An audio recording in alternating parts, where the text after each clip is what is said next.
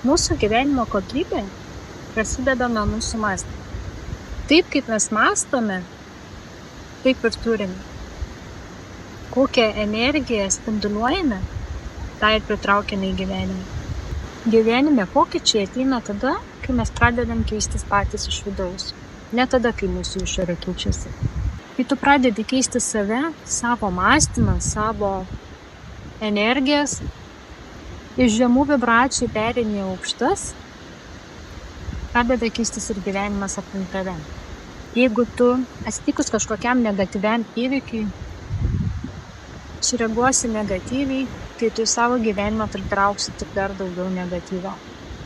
Bet jeigu tu sugebėsi negatyvias emocijas pakeisti į teigiamus, į pozityvą, tu iš karto uždarysi šitą kanalą negatyvo ir į gyvenimą pritrauksi, ar bent jau sustabdysi tą neigiamą įvykių seką. Patikėk, tavo gyvenimas pradės keistis. Pradėsi keistis tu pati iš vidaus, o tada pradės keistis ir aplink tave išorė.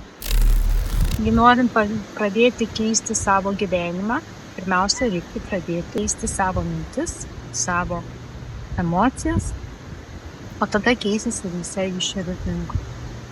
O tada ir keisis jūsų gyvenimas, ir jūs susikursite tokį gyvenimą, kokį jūs norite patys. Jeigu tu jauti, kad ir tau jau atėjo laikas keisti kažką gyvenime, nes pavargai nuo tokio gyvenimo, kurį gyvenai lig šiol, nori keisti savo mąstymą, savo požiūrį į gyvenimą, kad pritraukti daugiau gausos, kad būtum laimingesnė, kad mėgautumės gyvenimu. Kviečiu tave praeiti šią transformacinę kelionę, kurią praėjau ir aš.